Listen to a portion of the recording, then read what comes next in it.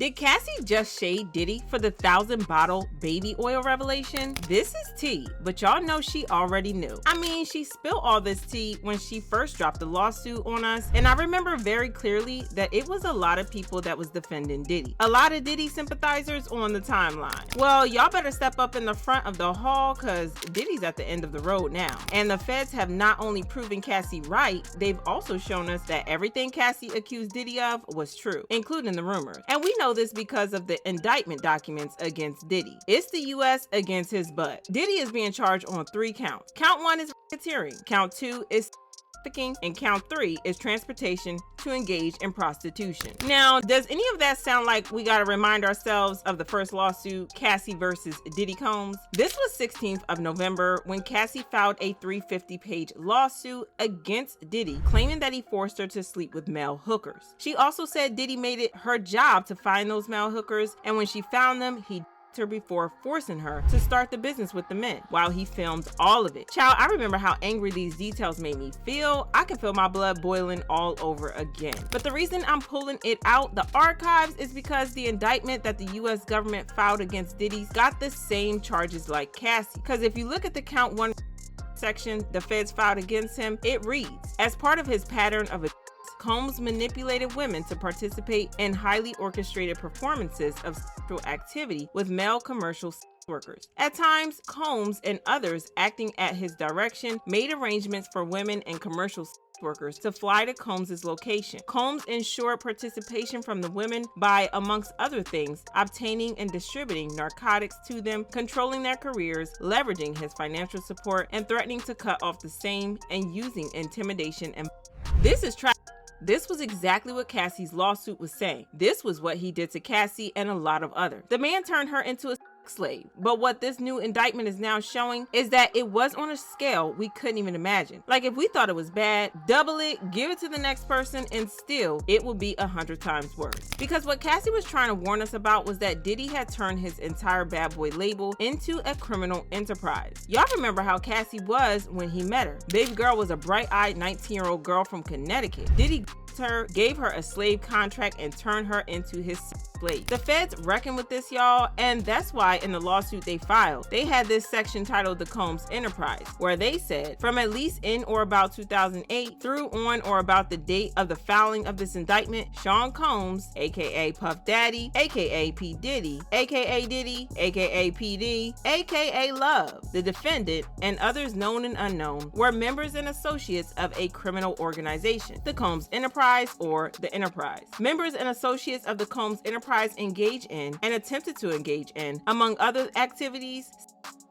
forced labor, interstate transportation for purposes of prostitution, coercion and enticement to engage in prostitution, narcotics offenses, arson, bribery, and obstruction of justice. Child, look at that rap sheet. Darn. Sean Diddler Combs is cooked. I bet y'all didn't miss the arson part. Well, in Cassie's lawsuit, y'all remember she talked about how Diddy blew up Kid Cudi's car one time. He felt they was getting too close for comfort. But y'all gotta know this whole stuff gets even worse than this. Because y'all remember that back in March of this year, the feds raided Diddy's place. This was the same event where they turned the whole place upside down and wouldn't tell us what they found. Well, now we know what they found. Turns out Diddy had a whole Jeffrey Epstein ring going on. He had blackmailed material, videos of victims he had captured diddling during his field freak off. And when I say Diddy wore them out, y'all gotta understand this man drove them to the cliff and jumped off with them. Because the lawsuit said after the freak offs, Combs and the victims typically received IV fluids to recover from the physical exertion. Child, Diddy was wildin'. But it gets worse, cause on March 2024, law enforcement said they seized various freak-off supplies, including narcotics and more than 1,000 bottles of baby oil and lubricants. The agents say they also seized firearms and ammunition, including 3 defaced AR-15s and a large capacity drum magazine. They also seized evidence of the freak-offs. Electronic devices that contain images and videos of the freak-offs with multiple victims. And they seized cases and cases of the kinds of personal lubricant and baby oil that Combs' staff allegedly used to stock hotel rooms for the freak-offs. More than 1,000 bottles altogether. Diddy was using all of the billions he was making to run a firearms cartel that would have made Jeffrey Epstein blush. The only thing this man didn't have was his own island. So where are we at with this situation? Well, it's two things really. The first one is the feds want to take everything from him. All of his billions, because they no longer consider his whole establishment to be a legal outfit. They even got him on RICO charges. It's that bad. That's why under the forfeiture section of the lawsuit, they said they were going to take all interest in securities, claims against property and all property, real and personal, that constitutes or is derived from proceeds traceable to the commission of said offense, including but not limited to a sum of money in U.S. currency representing the amount of proceeds traceable to the commission of said offense. Now, I want to be clear about two things. First, this office is determined to investigate and prosecute anyone who engages in, no matter how powerful or wealthy or famous you may be. No one should doubt our commitment on that. A year ago, Sean Combs stood in Times Square and was handed a key to New York City. Today, he's been indicted and will face justice in the Southern District of New York.